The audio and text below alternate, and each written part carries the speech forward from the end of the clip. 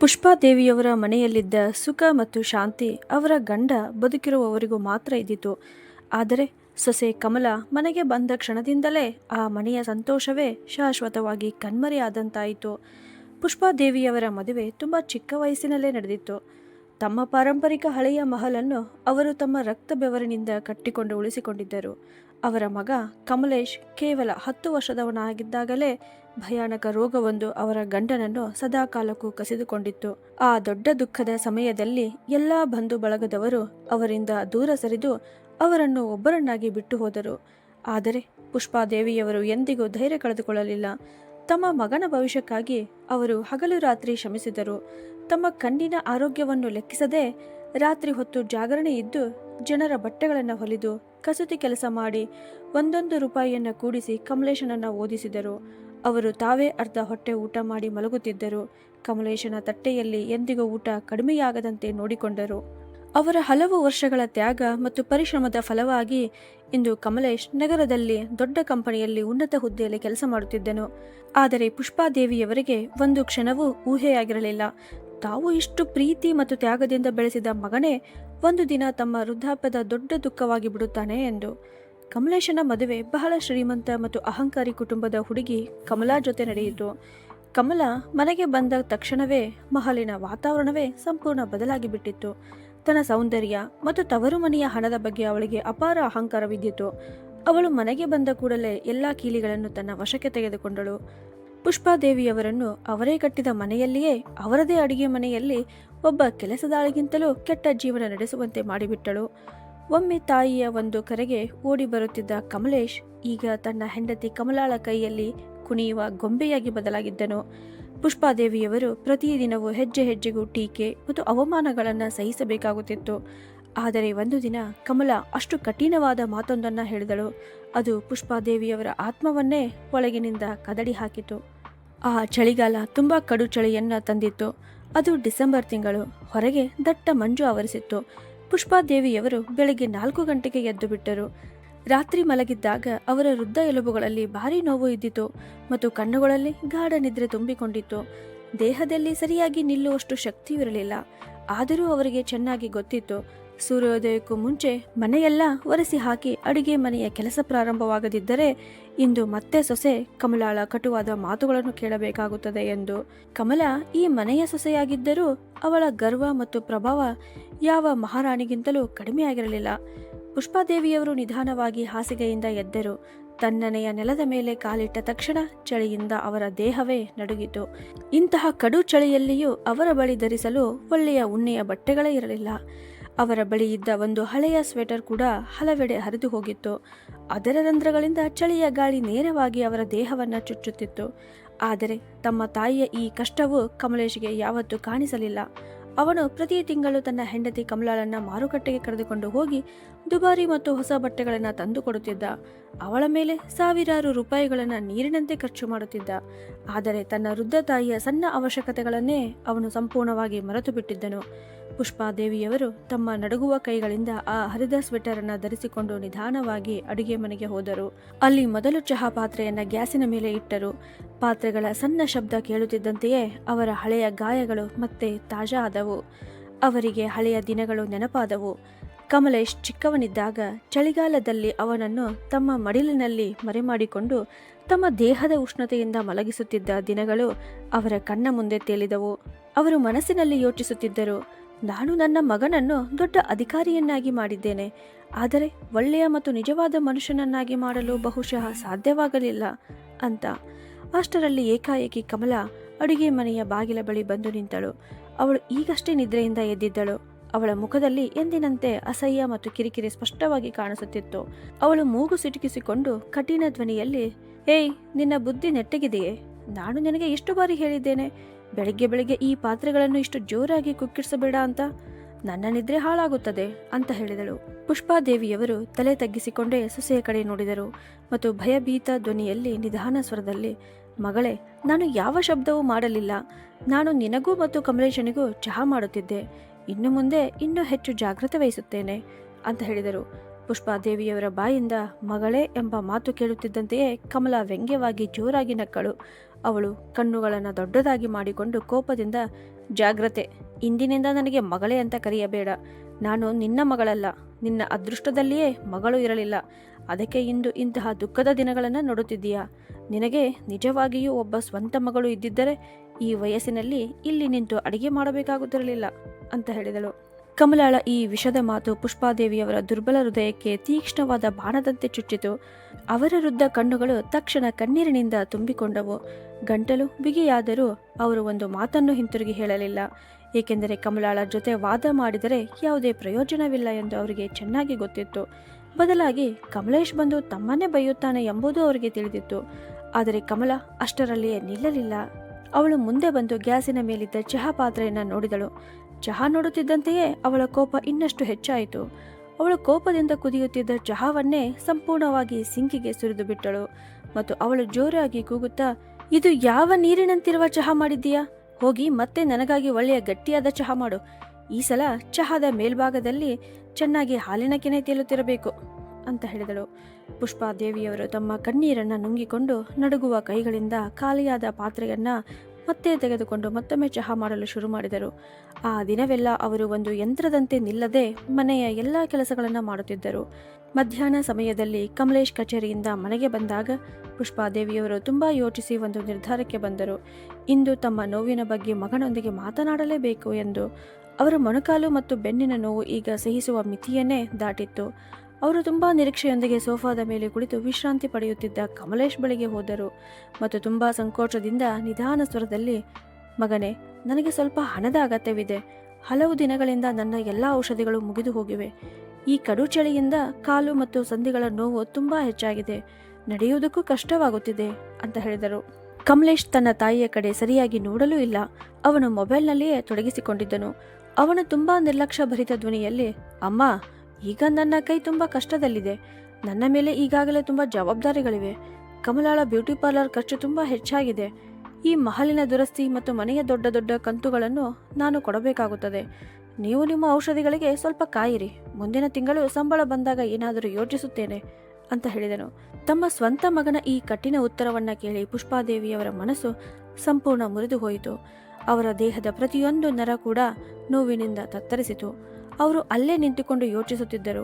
ಒಮ್ಮೆ ಮಗನಿಗೆ ಸಣ್ಣ ಜ್ವರ ಬಂದರೂ ತಾವೇ ಊಟ ನಿದ್ರೆ ಬಿಟ್ಟು ಅವನ ತಲೆಯ ಬಳಿಯಲ್ಲಿ ರಾತ್ರಿ ಹೊತ್ತು ಜಾಗರಣೆ ಇದ್ದು ಕುಳಿತಿದ್ದ ದಿನಗಳು, ಅವನ ಆರೋಗ್ಯಕ್ಕಾಗಿ ದೇವರಲ್ಲಿ ಹರಕೆ ಹೊತ್ತ ದಿನಗಳು. ಆದರೆ ಇಂದು ಅದೇ ಮಗನ ಬಳಿ ತನ್ನ ಜನ್ಮ ಕೊಟ್ಟ ವೃದ್ಧ ತಾಯಿಯ ಔಷಧಿಗೆ ಬೇಕಾದ ಸ್ವಲ್ಪ ಹಣವೂ ಇರಲಿಲ್ಲ. ಅಷ್ಟರಲ್ಲಿ ಕಮಲಾ ಕೂಡ ಅಲ್ಲಿಗೆ ಬಂದು ಕಮಲೇಶ್ ಹತ್ತಿರ ಕುಳಿತಳು. ಅವಳು ಕುತಂತ್ರದ ನಗು ಮೂಡಿಸಿಕೊಂಡು, ನೋಡಿ ಕಮಲೇಶ್, ನೀವು ಇನ್ನೂ ಏಕೆ ಅರ್ಥ ಮಾಡಿಕೊಳ್ಳುವುದಿಲ್ಲ? ನಿಮ್ಮ ಅಮ್ಮನಿಗೆ ಇದು ಪ್ರತಿದಿನದ ಹಳೆಯ ನಾಟಕ. ಕೆಲವೊಮ್ಮೆ ಔಷಧಿ ಹೆಸರಿನಲ್ಲಿ ಹಣ ಕೇಳುತ್ತಾರೆ, ಮತ್ತೊಮ್ಮೆ ಹರಿದ ಬಟ್ಟೆಗಳ ನೆಪ ಹೇಳುತ್ತಾರೆ. ನಿಜಕ್ಕೂ ಈ ವೃದ್ಧೆಗೆ ನಿಮ್ಮ ಹಣ ಬೇಕು. ಅದನ್ನು ಉಳಿಸಿಕೊಂಡು ತಮ್ಮ ಬಡ ತಂಗಿಯ ಮನೆಗೆ ಕಳುಹಿಸಿಕೊಡುತ್ತಾರೆ ಅಂತ ಹೇಳಿದಳು. ಈ ಸುಳ್ಳು ಮತ್ತು ಅಸಹ್ಯ ಆರೋಪವನ್ನು ಕೇಳಿ ಪುಷ್ಪಾದೇವಿಯವರು ಇನ್ನೂ ಮೌನವಾಗಿರಲಿಲ್ಲ. ಅವರು ಕಣ್ಣೀರನ್ನು ತಡೆಯುತ್ತಾ ಸ್ವಲ್ಪ ಜೋರಾಗಿ, ಇಲ್ಲ ಕಮಲಾ, ಆ ದೇವರಿಗಾದರೂ ಭಯಪಡು. ನಾನು ಸುಳ್ಳು ಹೇಳುತ್ತಿಲ್ಲ. ನನ್ನ ದೇಹದಲ್ಲಿ ನಿಜವಾಗಿಯೂ ತುಂಬ ಭಯಾನಕ ನೋವಿದೆ. ನಾನು ಯಾರಿಗೂ ಹಣ ಕಳಿಸುವುದಿಲ್ಲ ಎಂದು ತುಂಬ ನೋವಿನಿಂದ ಹೇಳಿದರು. ಅಷ್ಟರಲ್ಲಿ ಕಮಲಾ ಕೋಪದಿಂದ ಕಣ್ಣುಗಳನ್ನು ದೊಡ್ಡದಾಗಿ ಮಾಡಿ ಕೈಗಳನ್ನು ಆಡಿಸುತ್ತಾ ತುಂಬ ಅಸಭ್ಯವಾಗಿ, ಸುಮ್ಮನಿರು ಬುದ್ಧಿ ಇಲ್ಲದವಳೆ, ಹೆಚ್ಚು ಮಾತನಾಡಬೇಡ. ನಿನಗೆ ಯಾವ ಮಗಳೂ ಇಲ್ಲ ಈ ವಯಸ್ಸಿನಲ್ಲಿ ನಿನ್ನ ಸೇವೆ ಮಾಡಲು ಅಥವಾ ನಿನ್ನ ನೋವನ್ನು ಅರ್ಥ ಮಾಡಿಕೊಳ್ಳಲು. ಆದ್ದರಿಂದ ಸುಮ್ಮನೆ ಬಾಯಿ ಮುಚ್ಚಿಕೊಂಡು ಮನೆಯ ಕೆಲಸ ಮಾಡು.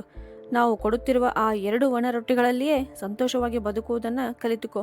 ಇಲ್ಲದಿದ್ದರೆ ನಿನ್ನನ್ನು ಯಾವುದಾದರೂ ವೃದ್ಧಾಶ್ರಮಕ್ಕೆ ಸೇರಿಸಬೇಕಾಗುತ್ತದೆ ಅಂತ ಹೇಳಿದಳು. ಆ ದಿನ ಪುಷ್ಪಾದೇವಿಯವರು ತಮ್ಮ ಕೋಣೆಗೆ ಹೋಗಿ ತುಂಬ ಅತ್ತರು. ಅವರ ಕಣ್ಣುಗಳಿಂದ ಕಣ್ಣೀರು ನದಿಯಂತೆ ಹರಿಯಿತು. ಇಡೀ ರಾತ್ರಿ ಅವರಿಗೆ ಕ್ಷಣಕಾಲವೂ ನಿದ್ರೆ ಬರಲಿಲ್ಲ. ಕಮಲಾ ಹೇಳಿದ ಆ ಒಂದು ಕಹಿ ಮಾತು, ನಿನಗೆ ಮಗಳೇ ಇಲ್ಲ, ಅವರ ಮನಸ್ಸಿನಲ್ಲಿ ಸುತ್ತಿಗೆಯ ಹೊಡೆತದಂತೆ ಮತ್ತೆ ಮತ್ತೆ ಕೇಳಿಸುತ್ತಿತ್ತು. ಆ ಗಾಢ ಕತ್ತಲೆಯ ರಾತ್ರಿ ಪುಷ್ಪಾದೇವಿಯವರು ತಮ್ಮ ಕಣ್ಣೀರನ್ನು ಒರೆಸಿಕೊಂಡು ಒಂದು ದೊಡ್ಡ ಮತ್ತು ದೃಢವಾದ ನಿರ್ಧಾರ ತೆಗೆದುಕೊಂಡರು. ಇನ್ನು ಮುಂದೆ ಈ ರೀತಿ ಮನಸ್ಸನ್ನ ಒತ್ತಿ ಹಿಡಿದು ಅವಮಾನ ಸಹಿಸಿಕೊಂಡು ಬದುಕುವುದಿಲ್ಲ ಎಂದು. ತಮ್ಮ ವಿಧಿಯ ರೇಖೆಯನ್ನ ಇನ್ನು ಮುಂದೆ ತಾವೇ ಬದಲಿಸಿಕೊಳ್ಳಬೇಕು ಎಂದು ಸಂಕಲ್ಪ ಮಾಡಿಕೊಂಡರು. ಮರುದಿನ ಸೂರ್ಯೋದಯ ಆದಾಗ ಪುಷ್ಪಾದೇವಿಯವರ ಮುಖದಲ್ಲಿ ವಿಚಿತ್ರವಾದ ಒಂದು ಹೊಳಪು ಕಾಣಿಸುತ್ತಿತ್ತು. ಕಮಲಾ ಮತ್ತು ಕಮಲೇಶ್ ಒಬ್ಬ ಸಂಬಂಧಿಯ ಮದುವೆಗೆ ಹೊರಗೆ ಹೋಗಿದ್ದರು. ಮನೆ ಸಂಪೂರ್ಣ ಖಾಲಿಯಾಗಿತ್ತು. ಪುಷ್ಪಾದೇವಿಯವರು ತಮ್ಮ ಹಳೆಯ ಪೆಟ್ಟಿಗೆಯಿಂದ ಒಂದು ಫೈಲ್ ತೆಗೆದರು. ಅದರಲ್ಲಿ ಅವರ ಗಂಡನ ವಿಮೆಯ ಹಣ ಇದ್ದಿತು. ಆ ಹಣದ ಬಗ್ಗೆ ಕಮಲೇಶನಿಗೆ ಸ್ವಲ್ಪವೂ ತಿಳಿದಿರಲಿಲ್ಲ. ಅವರು ತಮ್ಮ ಹರಿದ ಸ್ವೆಟರನ್ನು ತೊಟ್ಟುಕೊಂಡು ಮೌನವಾಗಿ ಮನೆಯಿಂದ ಹೊರಬಂದರು. ಇಂದು ಅವರ ಹೆಜ್ಜೆಗಳಲ್ಲಿ ಹೊಸ ಉತ್ಸಾಹವಿದ್ದಿತು. ಅವರ ಮನಸ್ಸು ದೊಡ್ಡ ನಿರ್ಧಾರಕ್ಕೆ ಸಂಪೂರ್ಣವಾಗಿ ಸಿದ್ಧವಾಗಿತ್ತು. ಅವರು ನೇರವಾಗಿ ನಗರದ ಒಂದು ಹಳೆಯ ಮತ್ತು ಪ್ರಸಿದ್ಧ ಅನಾಥಾಶ್ರಮಕ್ಕೆ ಹೋದರು. ಅಲ್ಲಿ ಇರುವ ನಿರ್ವಾಹಕಿ ರಮಾ ಅವರು ಪುಷ್ಪಾದೇವಿಯವರಿಗೆ ಬಹಳ ವರ್ಷಗಳಿಂದ ಪರಿಚಯವಾಗಿದ್ದರು. ಏಕೆಂದರೆ ಪುಷ್ಪಾದೇವಿಯವರು ತಮ್ಮ ಹಳೆಯ ಬಟ್ಟೆಗಳು ಮತ್ತು ಉಳಿದ ಆಹಾರವನ್ನು ಅನಾಥ ಮಕ್ಕಳಿಗೆ ಕೊಡಲು ಆಗಾಗ ಅಲ್ಲಿಗೆ ಬರುತ್ತಿದ್ದರು. ಆ ಕಡು ಚಳಿಯಲ್ಲಿ ನಡುಗುತ್ತಾ ಬಂದಿದ್ದ ಪುಷ್ಪಾದೇವಿಯವರನ್ನ ನೋಡಿ ರಮಾ ಅವರು ತುಂಬಾ ಆಶ್ಚರ್ಯಪಟ್ಟರು. ಅವರು ಕೇಳಿದರು, ಪುಷ್ಪಾದೇವಿಯವರೇ, ಇಷ್ಟು ಬೆಳಿಗ್ಗೆ ಈ ಚಳಿಯಲ್ಲಿ ಇಲ್ಲಿ ಹೇಗೆ ಬಂದಿದ್ದೀರಿ? ಎಲ್ಲವೂ ಸರಿ ಇದೆ ತಾನೇ ಅಂತ ಪುಷ್ಪಾದೇವಿಯವರು ರಮಾ ಅವರ ಮುಂದೆ ಕುಳಿತು ತಮ್ಮ ಸಂಪೂರ್ಣ ದುಃಖಭರಿತ ಕಥೆಯನ್ನು ವಿವರವಾಗಿ ಹೇಳಿದರು. ತಮ್ಮ ಸ್ವಂತ ಮಗ ಮತ್ತು ಸೊಸೆ ಅವರನ್ನ ಹೇಗೆ ಅವರದೇ ಮನೆಯಲ್ಲಿ ಕೆಲಸದಾಳಿನಂತೆ ನಡೆಸಿಕೊಳ್ಳುತ್ತಾರೆ ಎಂಬುದನ್ನು, ಅವರ ಸೊಸೆ ನಿನಗೆ ಮಗಳು ಇಲ್ಲಿದ್ದರಿಂದಲೇ ಈ ದುಃಖ ಅನುಭವಿಸುತ್ತಿದ್ದೀಯಾ ಎಂದು ಹೇಗೆ ಟೀಕಿಸಿದ್ದಾಳೆ ಎಂಬುದನ್ನು ವಿವರಿಸಿ ಕಣ್ಣೀರಿನಿಂದ ತುಂಬಿದ ಕಣ್ಣುಗಳೊಂದಿಗೆ ಹೇಳಿದರು. ನನಗೆ ಒಬ್ಬ ಮಗಳು ಬೇಕು, ಓದಿದ ಬುದ್ಧಿವಂತಳಾದ, ಈ ಲೋಕದಲ್ಲಿ ಯಾರ ಸಹಾಯವಿಲ್ಲದ ಒಬ್ಬ ಮಗಳು ಅಂತ. ಇದನ್ನು ಕೇಳಿ ರಮಾ ಅವರು ಬೆಚ್ಚಿಬಿದ್ದರು. ಅವರು ಆಶ್ಚರ್ಯದಿಂದ ಕೇಳಿದರು, ಪುಷ್ಪಾದೇವಿ, ಈ ವಯಸ್ಸಿನಲ್ಲಿ ನೀವು ಯಾವ ರೀತಿಯ ನಿರ್ಧಾರ ತೆಗೆದುಕೊಳ್ಳುತ್ತಿದ್ದೀರಿ? ಒಂದು ಯುವತಿಯನ್ನ ದತ್ತು ತೆಗೆದುಕೊಂಡು ಹೇಗೆ ನೋಡಿಕೊಳ್ಳುತ್ತೀರಿ ಅಂತ. ಪುಷ್ಪಾದೇವಿಯವರು ದೃಢ ಸ್ವರದಲ್ಲಿ, ಇನ್ನೂ ನನಗೆ ಸೇವೆ ಮಾಡಲು ಯಾರು ಬೇಡ. ನನಗೆ ನನ್ನ ಕಳೆದು ಹೋದ ಹಕ್ಕು ಮತ್ತು ಗೌರವವನ್ನು ಮರಳಿ ಪಡೆಯಬೇಕು. ತಾಯಿಯ ಗರ್ಭದಿಂದ ಜನಿಸದೇ ಇದ್ದರೂ ಮಗಳನ್ನು ಪಡೆಯಬಹುದು ಎಂಬುದನ್ನು ನಾನು ಸಾಬೀತುಪಡಿಸಬೇಕು ಅಂತ ಉತ್ತರಿಸಿದರು. ರಮಾ ಅವರು ಅವರ ಆಳವಾದ ನೋವನ್ನು ಅರ್ಥ ಮಾಡಿಕೊಂಡರು. ನಂತರ ಅವರು ಪುಷ್ಪಾದೇವಿಯವರಿಗೆ ಅನಾಥಾಶ್ರಮದಲ್ಲಿದ್ದ ಅತ್ಯಂತ ಪ್ರತಿಭಾವಂತ ಮತ್ತು ಸಂಸ್ಕಾರವಂತ ಹುಡುಗಿ ನಿಶಾಳನ್ನು ಪರಿಚಯಿಸಿದರು. ನಿಶಾ ತನ್ನ ವಿದ್ಯಾಭ್ಯಾಸವನ್ನು ಉತ್ತಮ ಅಂಕಗಳೊಂದಿಗೆ ಮುಗಿಸಿದ್ದಳು. ಆದರೆ ಅನಾಥಳಾಗಿದ್ದ ಕಾರಣ ಸಮಾಜದಲ್ಲಿ ಅವಳಿಗೆ ಸರಿಯಾದ ದಾರಿ ಅಥವಾ ಆಧಾರ ಸಿಗುತ್ತಿರಲಿಲ್ಲ. ಪುಷ್ಪಾದೇವಿಯವರು ನಿಶಾಳ ಕಡೆ ನೋಡಿದರು. ಅವಳ ಮುಖದ ಮುಗ್ಧತೆ ಅವರ ಮನಸ್ಸನ್ನ ಗೆದ್ದಿತು. ಅವರು ನಿಶಾಳ ಕೈಯನ್ನ ತಮ್ಮ ಕೈಗಳಲ್ಲಿ ಹಿಡಿದು ತುಂಬಾ ಪ್ರೀತಿಯಿಂದ, ನೀನು ನನ್ನ ಮಗಳಾಗುತ್ತೀಯಾ? ನನ್ನ ಖಾಲಿ ಜೀವನಕ್ಕೆ ಹೊಸ ಬೆಳಕಾಗಿ ಬರುತ್ತೀಯಾ ಅಂತ ಕೇಳಿದರು. ನಿಶಾ ಪುಷ್ಪಾದೇವಿಯವರ ಆಯಾಸಗೊಂಡ ಕಣ್ಣುಗಳಲ್ಲಿ ಅಸೀಮವಾದ ನೋವು ಮತ್ತು ತಾಯಿಯ ಮಮತೆಯನ್ನ ಕಂಡಳು. ಬಹುಶಃ ಬಾಲ್ಯದಿಂದಲೇ ತಾನು ಅನುಭವಿಸಿದ್ದ ಅದೇ ನೋವನ್ನು ಅವಳು ಅಲ್ಲಿ ಕಂಡಳು. ಅವಳು ಒಂದು ಕ್ಷಣವೂ ತಡ ಮಾಡದೆ ಕಣ್ಣೀರಿನಿಂದಲೇ ಹೌದು ಎಂದು ಒಪ್ಪಿಕೊಂಡಳು. ಅದಾದ ನಂತರ ಪುಷ್ಪಾದೇವಿಯವರು ಯಾರ ಕನಸಿನಲ್ಲಿಯೂ ಊಹಿಸದಂತಹ ಹೆಜ್ಜೆಯನ್ನ ಇಟ್ಟರು. ನಿಶಾಳನ್ನು ಕರೆದುಕೊಂಡು ನೇರವಾಗಿ ನಗರದ ದೊಡ್ಡ ವಕೀಲರ ಬಳಿ ಹೋದರು. ವರ್ಷಗಳ ಕಾಲ ಉಳಿಸಿಕೊಂಡಿದ್ದ ತಮ್ಮ ಎಲ್ಲ ಉಳಿತಾಯದ ಹಣವನ್ನು ಅವರು ವಕೀಲರ ಮುಂದೆ ಇಟ್ಟರು ಮತ್ತು ಹೇಳಿದರು, ನನಗೆ ಈ ಹುಡುಗಿಯನ್ನು ಕಾನೂನುಬದ್ಧವಾಗಿ ದತ್ತು ತೆಗೆದುಕೊಳ್ಳುವುದಷ್ಟೇ ಅಲ್ಲ, ಇನ್ನೊಂದು ದೊಡ್ಡ ಕೆಲಸವೂ ಮಾಡಬೇಕಿದೆ ಅಂತ. ಪುಷ್ಪಾದೇವಿಯವರು ಎಲ್ಲ ಕಾನೂನು ದಾಖಲೆಗಳನ್ನು ಸಿದ್ಧಪಡಿಸಿದರು. ನಂತರ ನಗರದ ಮಧ್ಯದಲ್ಲಿದ್ದ ಕೋಟ್ಯಾಂತರ ಮೌಲ್ಯದ ಆ ಪಾರಂಪರಿಕ ಮಹಲನ್ನು, ಅಲ್ಲಿ ಅವರು ಮತ್ತು ಅವರ ಮಗ ವಾಸಿಸುತ್ತಿದ್ದ ಮನೆಯನ್ನು ಸಂಪೂರ್ಣವಾಗಿ ಕಾನೂನುಬದ್ಧವಾಗಿ ನಿಶಾಳ ಹೆಸರಿಗೆ ಬರೆದರು. ದಾಖಲೆಗಳನ್ನು ಸಿದ್ಧಪಡಿಸುವಾಗ ವಕೀಲರು ಎಚ್ಚರಿಸಿದರು, ಪುಷ್ಪಾ ಅವರೇ, ನೀವು ಏನು ಮಾಡುತ್ತಿದ್ದೀರಿ? ನಿಮ್ಮ ಮಗನಿಗೆ ಈ ವಿಷಯ ಗೊತ್ತಾದರೆ ಅವನು ನಿಮ್ಮನ್ನು ಮನೆಯಿಂದ ಹೊರಗೆ ತಳ್ಳಿಬಿಡಬಹುದು ಅಂತ. ಪುಷ್ಪಾದೇವಿಯವರು ಸಣ್ಣ ನಗುವಿನೊಂದಿಗೆ, ವಕೀಲ್ ಸರ್, ಆ ಮನೆ ನನ್ನ ಮಗನದ್ದೇ ಅಲ್ಲ. ಆ ಮನೆಯನ್ನು ನನ್ನ ಗಂಡ ನನ್ನ ಹೆಸರಿಗೆ ಮಾಡಿದ್ದರು. ಈಗ ಆ ಮನೆ ಸಂಪೂರ್ಣವಾಗಿ ನನ್ನ ಮಗಳು ನಿಶಾಳದ್ದಾಗಿದೆ ಅಂತ ಹೇಳಿದರು. ಪೂರ್ಣ 1 ತಿಂಗಳು ಕಾನೂನು ಪ್ರಕ್ರಿಯೆಗಳು ನಡೆಯುತ್ತಲೇ ಇದ್ದಿತು. ಆ ಅವಧಿಯಲ್ಲಿಯೂ ಪುಷ್ಪಾದೇವಿಯವರು ಮೌನವಾಗಿ ಮನೆಯಲ್ಲಿಯೇ ಎಲ್ಲವನ್ನ ಸಹಿಸುತ್ತಿದ್ದರು. ಎಲ್ಲ ದಾಖಲೆಗಳು ಸಿದ್ಧವಾಗಿ ಮಹಲು ಸಂಪೂರ್ಣವಾಗಿ ನಿಶಾಳ ಹೆಸರಿಗೆ ಬಂದ ನಂತರ ಒಂದು ದಿನ ಪುಷ್ಪಾದೇವಿಯವರು ನಿಶಾಳನ್ನು ತಮ್ಮ ಮನೆಗೆ ಕರೆಸಿಕೊಂಡರು. ಆ ದಿನ ಮನೆಯಲ್ಲೆಲ್ಲ ನಿಶಬ್ದ ಆವರಿಸಿತ್ತು. ಕಮಲಾ ಎಂದಿನಂತೆ ಸೋಫಾದ ಮೇಲೆ ಕುಳಿತು ಆರಾಮವಾಗಿ ಟಿವಿ ನೋಡುತ್ತಿದ್ದಳು. ಕಮಲೇಶ್ ಕಚೇರಿಯಿಂದ ಮನೆಗೆ ಬರಬೇಕಿತ್ತು. ಅಷ್ಟರಲ್ಲಿ ಏಕಾಏಕಿ ಮನೆಯ ಬಾಗಿಲಿನ ಗಂಟೆ ಜೋರಾಗಿ ಮೊಳಗಿತು. ಕಮಲಾ ತನ್ನ ಜಾಗದಿಂದ ಏಳಲೇ ಇಲ್ಲ. ಜೋರಾಗಿ ತನ್ನ ಅತ್ತೆಯನ್ನ ಕೂಗಿ, ಏ ಬುದ್ಧಿ ಇಲ್ಲದವಳೆ, ಹೋಗಿ ನೋಡು ಬಾಗಿಲಲ್ಲಿ ಯಾರು ಬಂದಿದ್ದಾರೆ ಅಂತ, ನನ್ನ ತಲೆ ಕೆಡಿಸಬೇಡ ಅಂತ ಹೇಳಿದಳು. ಪುಷ್ಪಾದೇವಿಯರು ತುಂಬಾ ಶಾಂತವಾಗಿ ಹೊರಗೆ ಬಂದು ಬಾಗಿಲು ತೆರೆದರು. ಎದುರು ಅವರ ಹೊಸ ಮಗಳು ನಿಶಾ ನಿಂತಿದ್ದಳು. ಅವರು ತುಂಬಾ ಗೌರವದಿಂದ ನಿಶಾಳನ್ನು ಒಳಗೆ ಕರೆದುಕೊಂಡು ಬಂದು ಕಮಲಾ ಎದುರು ನಿಂತರು. ಕಮಲಾ ಕೋಪದಿಂದ ನಿಶಾಳನ್ನು ತಲೆ ಮೇಲಿಂದ ಕಾಲಿನವರೆಗೆ ನೋಡುತ್ತಾ ಅಸಭ್ಯವಾದ ರೀತಿಯಲ್ಲಿ, ಈ ಭಿಕ್ಷುಕಿ ಯಾರು? ನಮ್ಮ ಮನೆಗೆ ಕೇಳದೆ ಹೇಗೆ ಒಳಗೆ ಬಂದಳು ಅಂತ ಕೇಳಿದಳು. ಪುಷ್ಪಾದೇವಿಯವರು ತಮ್ಮ ತಲೆಯನ್ನ ಎತ್ತಿಕೊಂಡು ಶಾಂತವಾದರೂ ಗಂಭೀರ ಧ್ವನಿಯಲ್ಲಿ, ನಿನ್ನ ಮಾತಿನ ಮೇಲೆ ಜಾಗೃತಿ ಇರಲಿ ಕಮಲಾ, ಇವಳು ಭಿಕ್ಷಕಿಯಲ್ಲ, ಇವಳು ನಿಶಾ, ನನ್ನ ಸ್ವಂತ ಮಗಳು ಅಂತ ಹೇಳಿದರು. ಇದನ್ನು ಕೇಳುತ್ತಿದ್ದಂತೆಯೇ ಕಮಲಾ ಜೋರಾಗಿ ನಗಲು ಶುರು ಮಾಡಿದಳು. ಅವಳು ಹೊಟ್ಟೆ ಹಿಡಿದುಕೊಂಡಿಯೇ ವ್ಯಂಗ್ಯವಾಗಿ, ಅತ್ತೆ, ವಯಸ್ಸಾದ ಮೇಲೆ ನೀವು ಸಂಪೂರ್ಣವಾಗಿ ಬುದ್ಧಿ ಕಳೆದುಕೊಂಡಿದ್ದೀರೋ ಏನೋ, ರಸ್ತೆಯಿಂದ ಯಾರನ್ನಾದರೂ ಕರೆದುಕೊಂಡು ಬಂದು ಅವಳನ್ನೇ ನಿಮ್ಮ ಮಗಳು ಅಂತ ಹೇಳುತ್ತಿದ್ದೀಯಾ ಅಂತ ಹೇಳಿದಳು. ಅದೇ ಸಮಯದಲ್ಲಿ ಕಮಲೇಶ್ ಕೂಡ ಕಚೇರಿಯಿಂದ ದಣಿದು ಮನೆಗೆ ಒಳಬಂದನು. ತಾಯಿಯ ಜೊತೆ ಅಪರಿಚಿತ ಹುಡುಗಿಯನ್ನ ನೋಡುತ್ತಿದ್ದಂತೆಯೇ ಅವನು ಕೂಡ ತಾಯಿಯನ್ನು ಹಾಸ್ಯ ಮಾಡಲು ಶುರು ಮಾಡಿದನು. ಅವನು ಕೋಪದಿಂದ, ಅಮ್ಮ, ಈ ವಯಸ್ಸಿನಲ್ಲಿ ಯಾವ ಹೊಸ ನಾಟಕ ಶುರು ಮಾಡಿದ್ದೀರಿ? ಈ ಅಪರಿಚಿತ ಹುಡುಗಿಯನ್ನ ತಕ್ಷಣ ಮನೆಯಿಂದ ಹೊರಗೆ ಹಾಕಿ. ಇದು ಯಾವ ಧರ್ಮಶಾಲೆಯೂ ಅಲ್ಲ ಅಂತ ಹೇಳಿದನು. ಆದರೆ ಪುಷ್ಪಾದೇವಿಯವರು ಯಾರ ಮಾತಿಗೂ ಉತ್ತರಿಸಲಿಲ್ಲ. ತಮ್ಮ ಸೀರೆಯ ಒಳಗೆ ಅಡಗಿಸಿಕೊಂಡಿದ್ದ ದಪ್ಪ ಫೈಲನ್ನು ಹೊರತೆಗೆದು ಜೋರಾಗಿ ಮಧ್ಯದಲ್ಲಿದ್ದ ಮೇಜಿನ ಮೇಲೆ ಎಸೆದರು. ಅವರ ಕಣ್ಣುಗಳಲ್ಲಿ ಅಗ್ನಿಯಂತಿದ್ದ ಕೋಪ ಹೊಳೆಯುತ್ತಿತ್ತು. ಅವರು ಗಂಭೀರ ಧ್ವನಿಯಲ್ಲಿ, ನಾಟಕ ಈಗ ಪ್ರಾರಂಭವಾಗುತ್ತದೆ ಕಮಲೇಶ್. ಈ ಫೈಲನ್ನು ಚೆನ್ನಾಗಿ ಓದು, ಆಗ ನಿನಗೆ ನಿನ್ನ ನಿಜವಾದ ಸ್ಥಾನ ಗೊತ್ತಾಗುತ್ತದೆ ಅಂತ ಹೇಳಿದರು. ಕಮಲೇಶ್ ಬೇಸರದಿಂದ ಫೈಲ್ ತೆರೆದು ಅದರ ಪುಟಗಳನ್ನು ತಿರುಗಿಸುತ್ತಿದ್ದಂತೆಯೇ ಅವನ ಮುಖದ ಬಣ್ಣವೇ ಸಂಪೂರ್ಣ ಬಿಳಿಯಾಗಿ ಬದಲಾಯಿತು. ಕಮಲಾ ಕೂಡ ತಲೆ ತಗ್ಗಿಸಿ ಫೈಲ್ ಓದಿದಳು.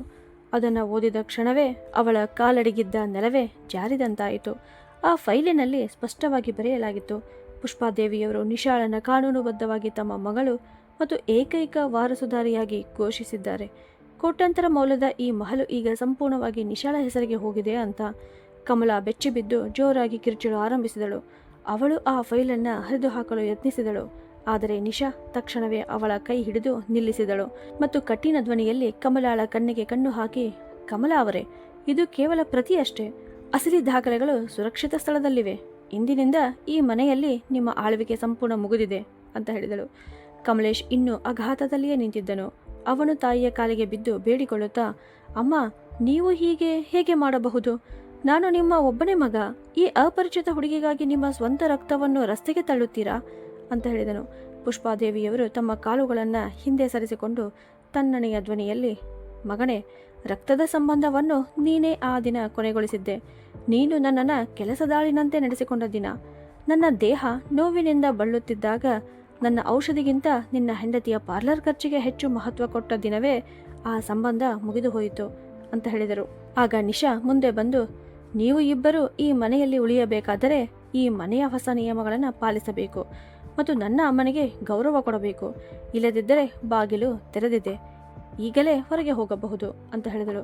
ಕಮಲಾ ಮತ್ತು ಕಮಲೇಶ್ ಬಳಿ ಈಗ ಹೇಳಲು ಏನೂ ಉಳಿದಿರಲಿಲ್ಲ. ಏಕೆಂದರೆ ಕಾನೂನಿನ ಪ್ರಕಾರ ಅವರು ಈಗ ಸಂಪೂರ್ಣವಾಗಿ ಮನೆ ಕಳೆದುಕೊಂಡಿದ್ದರು. ಅವರ ಎಲ್ಲ ಸಂಪತ್ತು ಕೈತಪ್ಪಿತ್ತು. ಮುಂದಿನ ಕೆಲವೇ ದಿನಗಳಲ್ಲಿ ಆ ಹಳೆಯ ಮಹಲಿನ ವಾತಾವರಣ ಸಂಪೂರ್ಣವಾಗಿ ಬದಲಾಗಿ ಬಿಟ್ಟಿತ್ತು. ನಿಶಾ ಮನೆಯ ಎಲ್ಲ ಜವಾಬ್ದಾರಿಯನ್ನು ತನ್ನ ಕೈಗೆ ತೆಗೆದುಕೊಂಡಳು. ಮೊದಲಿಗೆ ಅವಳು ಪುಷ್ಪಾದೇವಿಯವರಿಗಾಗಿ ನಗರದ ಅತ್ಯುತ್ತಮ ವೈದ್ಯರನ್ನು ಕರೆಯಿಸಿ ಸರಿಯಾದ ಚಿಕಿತ್ಸೆ ಆರಂಭಿಸಿದಳು. ನಿಶಾ ತನ್ನ ತಾಯಿಗೆ ಉತ್ತಮವಾದ ಬೆಚ್ಚಗಿನ ಬಟ್ಟೆಗಳನ್ನು ತೊಡಿಸುತ್ತಿದ್ದಳು ಮತ್ತು ತನ್ನ ಕೈಯಿಂದಲೇ ಪೌಷ್ಟಿಕ ಆಹಾರ ತಿನ್ನಿಸುತ್ತಿದ್ದಳು. ಒಮ್ಮೆ ದಿನವಿಡೀ ಸೋಫಾದ ಮೇಲೆ ಕುಳಿತು ಆದೇಶಿಸುತ್ತಿದ್ದ ಕಮಲಾ ಈಗ ಬೆಳಿಗ್ಗೆ ಬೇಗ ಎದ್ದು ಅಡಿಗೆ ಮನೆಯ ಕೆಲಸ ಮಾಡಬೇಕಾಗಿತ್ತು. ಕಮಲೇಶ್ ಹಲವಾರು ಬಾರಿ ತನ್ನ ತಾಯಿಯ ಬಳಿ ಒಬ್ಬಂಟಿಯಾಗಿ ಹೋಗಿ ಕ್ಷಮೆ ಕೇಳಲು ಪ್ರಯತ್ನಿಸಿದನು. ಆದರೆ ಪುಷ್ಪಾದೇವಿಯವರು ಅವನಿಗೆ ಸ್ಪಷ್ಟವಾಗಿ ಹೇಳಿದರು, ಮಗನೇ, ತಾಯಿಯ ಹೃದಯ ತುಂಬ ದೊಡ್ಡದು. ಆದರೆ ನೀನು ಆ ಮಮತೆಯ ಹೃದಯಕ್ಕೆ ಅಷ್ಟು ನೋವು ಕೊಟ್ಟಿದ್ದೀಯಾ. ಈಗ ಅಲ್ಲಿ ನಿನಗಾಗಿ ಯಾವ ಸ್ಥಳವೂ ಉಳಿದಿಲ್ಲ ಅಂತ. ನಿಶಾ ತನ್ನ ತಾಯಿ ಪುಷ್ಪಾದೇವಿಯವರಿಗೆ ಅವರು ಯಾವಾಗಲೂ ಅರ್ಹರಾಗಿದ್ದ ಕಳೆದು ಹೋಗಿದ್ದ ಗೌರವವನ್ನು ಮತ್ತೆ ತಂದುಕೊಟ್ಟಳು. ಒಂದು ದಿನ ಕಮಲಾ ತುಂಬ ಕೋಪದಿಂದ ತನ್ನ ಎಲ್ಲ ಸಾಮಾನುಗಳನ್ನು ಕಟ್ಟಿಕೊಂಡು ಕಮಲೇಶ್ಗೆ ಕಿರುಚುತ್ತಾ, ಬನ್ನಿ ಕಮಲೇಶ್, ನಾವು ಬೇರೆಡೆ ಹೋಗಿ ವಾಸ ಮಾಡೋಣ. ಈ ಅಪರಿಚಿತ ಅನಾಥ ಹುಡುಗಿಯ ಆಳ್ವಿಕೆ ಮತ್ತು ಟೀಕೆಗಳನ್ನು ಸಹಿಸಿಕೊಂಡು ನಾನು ಈ ಮನೆಯಲ್ಲಿ ಉಳಿಯುವುದಿಲ್ಲ ಅಂತ ಹೇಳಿದಳು. ಕಮಲೇಶ್ ತನ್ನ ಖಾಲಿ ಜೇಬಿನ ಕಡೆ ನೋಡಿದನು. ಈಗ ಅವನ ಬಳಿ ಈ ದುಬಾರಿ ನಗರದಲ್ಲಿ ಒಂದು ಚಿಕ್ಕ ಮನೆ ಬಾಡಿಗೆಗೆ ತೆಗೆದುಕೊಳ್ಳಲು ಬೇಕಾದ ಹಣವೂ ಉಳಿದಿರಲಿಲ್ಲ. ಅವನು ತಲೆ ತಗ್ಗಿಸಿ ಕಮಲಾಳಿಗೆ, ಈಗ ನಮ್ಮ ಪರಿಸ್ಥಿತಿ ಹೊರಗೆ ಹೋಗುವಂತಿಲ್ಲ, ಅನಿವಾರ್ಯವಾಗಿ ಇಲ್ಲೇ ಉಳಿಯಬೇಕು ಅಂತ ಹೇಳಿದನು. ಪುಷ್ಪಾದೇವಿಯವರು ದೂರ ನಿಂತು ಇದನ್ನೆಲ್ಲ ಗಮನದಿಂದ ನೋಡುತ್ತಿದ್ದರು. ಅವರ ತಾಯಿತನ ಇನ್ನೂ ಸಂಪೂರ್ಣವಾಗಿ ಸತ್ತಿರಲಿಲ್ಲ. ಮಗನ ಅಸಹಾಯಕ ಸ್ಥಿತಿಯನ್ನ ನೋಡಿ ಅವರಿಗೆ ಸ್ವಲ್ಪ ನೋವಾಗುತ್ತಿತ್ತು. ಆದರೆ ಇಂದು ತಾವು ಮೃದುವಾದರೆ ಮತ್ತೆ ಹಳೆಯ ಹಿಂಸೆ ಪ್ರಾರಂಭವಾಗುತ್ತದೆ ಎಂಬುದು ಅವರಿಗೆ ಗೊತ್ತಿತ್ತು. ನಿಶಾ ಪುಷ್ಪಾದೇವಿಯವರ ಖಾಲಿ ಸಮಯವನ್ನು ಗಮನಿಸಿ ಅವರ ಜೊತೆಗೆ ಮನೆಯ ಒಂದು ಭಾಗದಲ್ಲಿ ಚಿಕ್ಕ ಹೊಲಿಗೆ ಕೆಲಸವನ್ನು ಆರಂಭಿಸಿದಳು. ಪುಷ್ಪಾದೇವಿಯವರ ಹಳೆಯ ಹೊಲಿಗೆ ಮತ್ತು ಕಸೂತಿ ಕೌಶಲ್ಯವನ್ನು ನಿಶಾ ತನ್ನ ಪರಿಶ್ರಮದಿಂದ ಜಗತ್ತಿನ ಮುಂದೆ ತಂದು ನಿಲ್ಲಿಸಿದಳು. ನಿಧಾನವಾಗಿ ಆ ತಾಯಿ ಮಗಳ ಕೆಲಸ ತುಂಬ ಬೆಳೆಯಿತು. ಅವರು ಇಡೀ ನಗರದ ಪ್ರಸಿದ್ಧ ವ್ಯಕ್ತಿಗಳಾಗಿ ಗುರುತಿಸಲ್ಪಟ್ಟರು. ಈಗ ಪುಷ್ಪಾದೇವಿಯವರು ತುಂಬ ಆತ್ಮವಿಶ್ವಾಸದಿಂದ ತುಂಬಿದ ಮಹಿಳೆಯಾಗಿದ್ದರು. ತಮ್ಮ ವಯಸ್ಸನ್ನು ಅವರು ತಮ್ಮ ದುರ್ಬಲತೆಯಾಗಲು ಬಿಡಲಿಲ್ಲ. ಈ ಕಥೆಯ ಅತ್ಯಂತ ಭಾವನಾತ್ಮಕ ಕ್ಷಣವು ಪುಷ್ಪಾದೇವಿಯವರಿಗೆ ಅವರ ಕೆಲಸಕ್ಕಾಗಿ ನಗರದ ದೊಡ್ಡ ಸಮಾರಂಭದಲ್ಲಿ ಸನ್ಮಾನ ದೊರೆತಾಗ ಬರುತ್ತದೆ. ಅವರು ವೇದಿಕೆಗೆ ಹೋಗಿ ಮೈಕ್ ಹಿಡಿದು ಭಾವಪೂರ್ಣ ಧ್ವನಿಯಲ್ಲಿ ಹೇಳಿದರು, ಜನರು ಸಾಮಾನ್ಯವಾಗಿ ಹೆಣ್ಣು ಮಕ್ಕಳು ಪರರ ಮನೆಗೆ ಹೋಗುವವರು ಎಂದು ಹೇಳುತ್ತಾರೆ. ಆದರೆ ನನ್ನ ಜೀವನದ ಈ ಕಠಿಣ ಪ್ರಯಾಣದಲ್ಲಿ ನಾನು ಒಂದು ವಿಷಯ ಕಲಿತಿದ್ದೇನೆ. ನಿಜವಾದ ಸಂತಾನವೆಂದರೆ ಕೇವಲ ನಿಮ್ಮ ರಕ್ತದಿಂದ ಸಂಬಂಧ ಹೊಂದಿದವರಲ್ಲ, ನಿಮ್ಮ ದೊಡ್ಡ ದುಃಖದಲ್ಲಿ ನಿಮ್ಮ ಕೈ ಹಿಡಿದು ನಿಲ್ಲುವವರೇ ನಿಜವಾದ ಮಕ್ಕಳು. ನನ್ನ ಸೊಸೆ ನನಗೆ ತುಂಬ ನೋವು ಕೊಟ್ಟು ನಿನಗೆ ಮಗಳೇ ಇಲ್ಲ ಎಂದು ಟೀಕಿಸುತ್ತಿದ್ದಳು. ಆದರೆ ಇಂದು ಈ ಸಮಾಜದ ಮುಂದೆ ನಾನು ಹೆಮ್ಮೆಯಿಂದ ಹೇಳುತ್ತೇನೆ, ನನಗೆ ಒಬ್ಬ ಮಗಳು ಇದ್ದಾಳೆ. ಅವಳು ನನ್ನನ್ನು ಸಾಯುವ ಸ್ಥಿತಿಯಿಂದ ಉಳಿಸಿದ್ದಾಳೆ ಮತ್ತು ನನಗೆ ಹೊಸ ಜೀವನ ನೀಡಿದಳು. ಹೀಗೆ ಪುಷ್ಪಾದೇವಿಯವರು ಭಾವುಕರಾಗಿ ಈ ಮಾತುಗಳನ್ನು ಹೇಳುತ್ತಿದ್ದರು. ಕಮಲೇಶ್ ಮತ್ತು ಕಮಲಾ ಆ ದೊಡ್ಡ ಜನಸ್ತೋಮದ ನಡುವೆ ಬಹಳ ಹಿಂದೆ ನಿಂತು ತಾಯಿಯ ಈ ಮಾತುಗಳನ್ನು ಕೇಳುತ್ತಿದ್ದರು. ಇಂದು ಮೊದಲ ಬಾರಿಗೆ ಅವರ ಕಣ್ಣುಗಳಲ್ಲಿ ನಿಜವಾದ ಪಶ್ಚಾತ್ತಾಪದ ಕಣ್ಣೀರು ಹರಿಯುತ್ತಿತ್ತು. ಆದರೆ ಈಗ ಕ್ಷಮೆ ಕೇಳಲು ತುಂಬ ತಡವಾಗಿತ್ತು. ಪುಷ್ಪಾದೇವಿಯವರು ತಮ್ಮ ಹೊಸ ಜೀವನವನ್ನು ತಮ್ಮ ಮಗಳು ನಿಶಾಳ ಜೊತೆ ತುಂಬ ಸಂತೋಷದಿಂದ ಕಳೆಯುತ್ತಿದ್ದರು. ಒಬ್ಬ ತಾಯಿ ಎಂದಿಗೂ ಅಸಹಾಯಕಳಲ್ಲ. ಅವಳು ತನ್ನೊಳಗೆ ಮಲಗಿರುವ ಶಕ್ತಿಯನ್ನು ಗುರುತಿಸಬೇಕಷ್ಟೇ ಎಂಬುದು ಅವರು ಇಡೀ ಸಮಾಜಕ್ಕೆ ತೋರಿಸಿದರು. ಕಥೆಯ ಕೊನೆಯಲ್ಲಿ ಪುಷ್ಪಾದೇವಿಯವರು ಕಮಲಾ ಮತ್ತು ಕಮಲೇಶ್ ಅವರನ್ನು ಮನೆಯಿಂದ ಹೊರಹಾಕಲಿಲ್ಲ. ಆದರೆ ಮಹಲಿನ ಒಂದು ಚಿಕ್ಕ ಕೊಠಡಿಯಲ್ಲಿ ಮಾತ್ರ ವಾಸಿಸಲು ಅವಕಾಶ ನೀಡಿದರು. ಅವರ ಒಳ್ಳೆಯ ನಡೆನುಡಿಗಳಿಂದಲೇ ಗೌರವವನ್ನು ಗಳಿಸಬೇಕು, ಅದನ್ನು ಯಾರಿಂದಲೂ ಭಿಕ್ಷೆಯಾಗಿ ಕೇಳಬೇಕಾಗುವುದಿಲ್ಲ ಎಂಬ ಕಹಿ ಸತ್ಯವನ್ನು ಅವರಿಗೆ ತಿಳಿಸಿದರು. ಈಗ ಕಮಲಾ ಪ್ರತಿದಿನ ಮೌನವಾಗಿ ಮನೆಯ ಎಲ್ಲ ಕೆಲಸಗಳನ್ನು ಮಾಡುತ್ತಾ ಪುಷ್ಪಾದೇವಿಯವರ ಸೇವೆ ಮಾಡುತ್ತಿದ್ದಳು. ಆದರೆ ಪುಷ್ಪಾದೇವಿಯವರು ಇನ್ನೂ ಯಾವ ವಿಷಯಕ್ಕೂ ಅವರ ಮೇಲೆ ಅವಲಂಬಿತವಾಗಿರಲಿಲ್ಲ. ಅವರು ತಮ್ಮ ಪ್ರಿಯ ಮಗಳು ನಿಶಾಳ ಜೊತೆ ಪ್ರತಿ ಸಂಜೆ ತೋಟದಲ್ಲಿ ನಡೆಯಲು ಹೋಗುತ್ತಿದ್ದರು ಮತ್ತು ಜೀವನದ ಈ ಹೊಸ ಹಾಗೂ ಸುಂದರ ಅಧ್ಯಾಯವನ್ನು ಸಂಪೂರ್ಣವಾಗಿ ಆನಂದಿಸುತ್ತಿದ್ದರು. ಈ ಕತೆ ನಮಗೆ ಒಂದು ದೊಡ್ಡ ಪಾಠವನ್ನು ಕಲಿಸುತ್ತದೆ. ಯಾವುದೇ ಅಸಹಾಯಕ ವ್ಯಕ್ತಿಯನ್ನು ಅಷ್ಟು ಮಟ್ಟಿಗೆ ಕಾಡಬಾರದು. ಅವನು ಅಥವಾ ಅವಳು ತಮ್ಮ ಕೊನೆಯ ಉಸಿರಿನಲ್ಲಿಯೂ ತಮ್ಮ ಸಂಪೂರ್ಣ ಶಕ್ತಿಯನ್ನು ಹಾಕಿ ನಿಮ್ಮ ವಿರುದ್ಧ ನಿಲ್ಲುವ ಪರಿಸ್ಥಿತಿ ಬರಬಾರದು. ತಾಯಿ ತಂದೆಯರ ನಿಜವಾದ ಗೌರವವೇ ಈ ಲೋಕದ ಅತ್ಯಂತ ದೊಡ್ಡ ಪೂಜೆ. ಈ ಸತ್ಯವನ್ನು ಅರ್ಥ ಮಾಡಿಕೊಳ್ಳದವರನ್ನು ಕಾಲವೇ ಒಂದು ದಿನ ತನ್ನ ರೀತಿಯಲ್ಲಿ ಪಾಠ ಕಲಿಸುತ್ತದೆ. ಪುಷ್ಪಾದೇವಿಯವರ ಆ ಕಠಿಣ ಮತ್ತು ಐತಿಹಾಸಿಕ ನಿರ್ಧಾರವು ಕೇವಲ ಅವರಿಗಷ್ಟೇ ಅಲ್ಲ, ತಮ್ಮವರ ನಡುವೆಯೇ ಬೇರೆಯಾಗಿರುವ ಪ್ರತಿಯೊಂದು ನೋವು ಅನುಭವಿಸುವ ವೃದ್ಧ ಮಹಿಳೆಗೆ ಒಂದು ದೊಡ್ಡ ಪ್ರೇರಣೆಯಾಗಿ ಪರಿಣಮಿಸಿತು. ನಿಶಾ ಒಂದು ವಿಷಯವನ್ನು ಸಾಬೀತುಪಡಿಸಿದಳು. ಹೆಣ್ಣು ಮಗಳು ಕೇವಲ ತಾಯಿಯ ಗರ್ಭದಿಂದ ಹುಟ್ಟುವುದರಿಂದ ಮಾತ್ರ ಆಗುವುದಿಲ್ಲ, ತಮ್ಮ ಒಳ್ಳೆಯ ನಡೆನುಡಿಗಳಿಂದಲೂ ಮಗಳಾಗಬಹುದು ಎಂದು. ಆ ತಾಯಿ ಮಗಳ ಸುಂದರ ಜೋಡಿ ದ್ವೇಷ ಮತ್ತು ಕಲಹದಿಂದ ತುಂಬಿದ್ದ ಆ ಮನೆಯನ್ನು ಮತ್ತೆ ಪ್ರೀತಿ ಮತ್ತು ಶಾಂತಿಯ ಮಂದಿರವನ್ನಾಗಿ ಬದಲಿಸಿತು. ಆದರೆ ಈ ಬಾರಿ ಆ ಮನೆಯ ಅಡಿಪಾಯದಲ್ಲಿ ಸತ್ಯ ಮತ್ತು ಸ್ವಾಭಿಮಾನದ ಬಲವಾದ ಕಲ್ಲು ಇಡಲಾಗಿತ್ತು. ಅವರ ಈ ಅದ್ಭುತ ಕಥೆಯನ್ನು ಕೇಳಿ ಎಲ್ಲರೂ ಆಶ್ಚರ್ಯಪಟ್ಟರು. ಜನರು ತಮ್ಮ ಮಗಳಿಗೆ ಇನ್ನಷ್ಟು ಪ್ರೀತಿ ಮತ್ತು ಗೌರವ ನೀಡಲು ಆರಂಭಿಸಿದರು. ಪುಷ್ಪಾದೇವಿಯವರ ಆ ಮುದ್ದಾದ ನಗು ಈಗ ಅವರ ಮುಪ್ಪಾದ ಮುಖದ ಮೇಲೆ ಶಾಶ್ವತವಾಗಿ ನೆಲೆಸಿತ್ತು. ಅವರ ಜೀವನದ ಎಲ್ಲಾ ಕತ್ತಲೆ ಸದಾಕಾಲಕ್ಕೂ ದೂರವಾಗಿತ್ತು. ತಮ್ಮ ಅಕ್ಷಯ ಪರಿಶ್ರಮ ಮತ್ತು ಧೈರ್ಯದಿಂದ ಅವರು ತಮ್ಮ ವಿಧಿಯ ಕೆಟ್ಟ ರೇಖೆಗಳನ್ನು ತಮ್ಮ ಕೈಗಳಿಂದಲೇ ಬದಲಿಸಿಕೊಂಡಿದ್ದರು. ಇದು ಕಥೆಯ ಅಂತ್ಯವಲ್ಲ, ಹೊಸ ಆರಂಭವಾಗಿತ್ತು. ನಿಜವಾದ ಪ್ರೀತಿ ಮತ್ತು ತಮ್ಮವರ ಗೌರವವೇ ಎಲ್ಲವೂ ಆಗಿರುವ ಒಂದು ಸುಂದರ ಪ್ರಯಾಣದ ಆರಂಭ. ಈಗ ಪುಷ್ಪಾದೇವಿಯವರು ಪ್ರತಿ ರಾತ್ರಿ ತುಂಬ ನೆಮ್ಮದಿಯಿಂದ ನಿದ್ರೆ ಮಾಡುತ್ತಿದ್ದರು, ಏಕೆಂದರೆ ಈಗ ಅವರ ಬಳಿ ಅಂತಹ ಪ್ರೀತಿಯ ಮತ್ತು ಬಲವಾದ ಮಗಳು ಇದ್ದಳು. ಅವಳು ಜೀವ ಇರುವವರೆಗೂ ಅವರನ್ನು ಎಂದಿಗೂ ಬಿಟ್ಟು ಹೋಗುವುದಿಲ್ಲ ಎಂಬ ವಿಶ್ವಾಸ ಅವರಿಗೆ ಇದ್ದಿತು. ಗೋಡೆಯ ಮೇಲೆ ಹಾಕಿದ್ದ ಅವರ ಗಂಡನ ಫೋಟೋ ಕೂಡ ಸಂತೋಷದಿಂದ ನಗುತ್ತಿರುವಂತೆ ಕಾಣುತ್ತಿತ್ತು. ಜೀವನದ ಚಕ್ರ ಹೀಗೆ ಮುಂದುವರಿಯುತ್ತಲೇ ಇದ್ದಿತು. ಪುಷ್ಪಾದೇವಿಯವರ ಈ ಕಣ್ಣೀರು ತರಿಸುವ ಕತೆ ಪ್ರತಿಯೊಬ್ಬರ ಹೃದಯದಲ್ಲಿಯೂ ಶಾಶ್ವತವಾಗಿ ಉಳಿದುಕೊಂಡಿತು. ತಮ್ಮ ಜನ್ಮ ಕೊಟ್ಟ ತಾಯಿಯನ್ನ ಭಾರವೆಂದು ಭಾವಿಸುವ ಕೆಟ್ಟ ಮನಸ್ಸಿನವರಿಗೆ ಈ ಕತೆ ಒಂದು ದೊಡ್ಡ ಕನ್ನಡಿಯಂತಾಯಿತು. ಸಂಬಂಧಗಳ ನಿಜವಾದ ಮೌಲ್ಯ ಮತ್ತು ಆಳವು ಸಂಕಷ್ಟದ ಸಮಯದಲ್ಲಿಯೇ ಗೊತ್ತಾಗುತ್ತದೆ. ಪುಷ್ಪಾದೇವಿಯವರು ಆ ಸತ್ಯವನ್ನು ಅತ್ಯಂತ ಧೈರ್ಯದಿಂದ ತೋರಿಸಿದರು. ಅವರು ಸೋಲೊಪ್ಪಿಕೊಳ್ಳುವುದನ್ನು ಆಯ್ಕೆ ಮಾಡಲಿಲ್ಲ, ಧೈರ್ಯವಾಗಿ ಹೋರಾಡುವುದನ್ನು ಆಯ್ಕೆ ಮಾಡಿದರು. ಕೊನೆಗೆ ಅದುವೇ ಅವರ ದೊಡ್ಡ ಗೆಲುವಾಯಿತು. ಇಂದು ಪುಷ್ಪಾದೇವಿಯವರ ಮನೆಯಲ್ಲಿ ಮತ್ತೆ ಪಾತ್ರೆಗಳ ಸದ್ದು ಕೇಳಿಸುತ್ತಿದೆ. ಆದರೆ ಈಗ ಆ ಶಬ್ದ ಗದ್ದಲವಲ್ಲ, ಮಧುರ ಸಂಗೀತದಂತೆ ಭಾಸವಾಗುತ್ತದೆ, ಏಕೆಂದರೆ ಅದರಲ್ಲಿ ಮಮತೆ ಮತ್ತು ನಿಜವಾದ ಗೌರವದ ಸ್ವರ ಬೆರೆತಿದೆ. ಕಾಲಕ್ರಮೇಣ ಕಮಲಾ ಕೂಡ ತನ್ನ ತಪ್ಪುಗಳಿಂದ ಬಹಳ ಪಾಠ ಕಲಿತಳು. ಈಗ ಅವಳು ಒಳ್ಳೆಯ ಮತ್ತು ಶಾಂತ ಸ್ವಭಾವದ ವ್ಯಕ್ತಿಯಾಗಲು ಪ್ರಯತ್ನಿಸುತ್ತಿದ್ದಾಳೆ. ಕಮಲೇಶ್ಗೂ ಒಂದು ಸತ್ಯ ಅರ್ಥವಾಯಿತು. ತನ್ನ ಹೆಂಡತಿಯ ಜೊತೆ ನಿಲ್ಲುವುದು ತಪ್ಪಲ್ಲ, ಆದರೆ ಅದಕ್ಕಾಗಿ ತನ್ನ ವೃದ್ಧ ತಾಯಿಯನ್ನ ಮರೆತು ಬಿಡುವುದು ಈ ಲೋಕದ ದೊಡ್ಡ ಪಾಪ ಅಂತ. ಈ ರೀತಿಯಾಗಿ ಒಡೆದು ಹೋಗಿದ್ದ ಕುಟುಂಬ ಮತ್ತೆ ಒಂದಾಯಿತು. ಆದರೆ ಈ ಬಾರಿ ಹೊಸ ಅರಿವು ಮತ್ತು ಬೀಳಲಾರದ ಬಲವಾದ ಗೋಡೆಯೊಂದಿಗೆ ಪುಷ್ಪಾದೇವಿಯವರ ಆ ಕಠಿಣ ನಿರ್ಧಾರ ನಿಜವಾಗಿಯೂ ಎಲ್ಲರಿಗೂ ಜೀವಮಾನವಿಡೀ ಮರೆಯಲಾಗದ ಪಾಠವಾಯಿತು. ಇಂದು ಅವರು ತುಂಬ ಸಂತೋಷವಾಗಿದ್ದಾರೆ, ಸಂಪೂರ್ಣ ಆರೋಗ್ಯವಾಗಿದ್ದಾರೆ ಮತ್ತು ಮುಖ್ಯವಾಗಿ ಸ್ವತಂತ್ರ ಹಾಗೂ ಗೌರವಯುತ ಜೀವನ ನಡೆಸುತ್ತಿದ್ದಾರೆ. ಅವರ ಕತೆ ನಮಗೆ ಒಂದು ಅಮರ ಸಂದೇಶ ನೀಡುತ್ತದೆ. ಮಾನವನ ದೇಹದಲ್ಲಿ ಉಸಿರು ಇರುವವರೆಗೆ ಅವನ ಮನಸ್ಸಿನಲ್ಲಿ ಆಸೆ ಇರುತ್ತದೆ. ಆಸೆ ಉಳಿದಿರುವವರೆಗೆ ಯಾರಾದರೂ ತಮ್ಮ ಸ್ವಾಭಿಮಾನಕ್ಕಾಗಿ ಏನನ್ನಾದರೂ ಸಾಧಿಸಬಹುದು. ಸಂಬಂಧಗಳ ಆಳ ಮತ್ತು ಮಹತ್ವವನ್ನು ಅರ್ಥ ಮಾಡಿಕೊಳ್ಳಿ. ನಿಮ್ಮ ಮನೆಯ ಹಿರಿಯರಿಗೆ ಅವರು ಸದಾ ಅರ್ಹರಾಗಿರುವ ಪ್ರೀತಿ ಗೌರವವನ್ನು ನೀಡಿ. ಪುಷ್ಪಾದೇವಿಯವರು ಮತ್ತು ನಿಶಾಳ ಈ ಸುಂದರ ಜೋಡಿ ಸಮಾಜಕ್ಕೆ ಸದಾಕಾಲವೂ ಒಂದು ಮಹಾನ್ ಪ್ರೇರಣೆಯಾಗಿರುತ್ತದೆ. ಹಾಗಿದ್ದರೆ ಸ್ನೇಹಿತರೆ, ನಿಮಗೆ ಈ ಸಣ್ಣ ಕತೆ ಇಷ್ಟವಾಗಿದ್ದರೆ ಒಂದು ಲೈಕ್ ಕೊಟ್ಟು ಶೇರ್ ಮಾಡಿ ಹಾಗೂ ಇದೇ ಥರ ಕಥೆಗಳನ್ನು ನೋಡಲು ನಮ್ಮ ಚಾನಲನ್ನು ಸಬ್ಸ್ಕ್ರೈಬ್ ಮಾಡಿ. ಧನ್ಯವಾದಗಳು.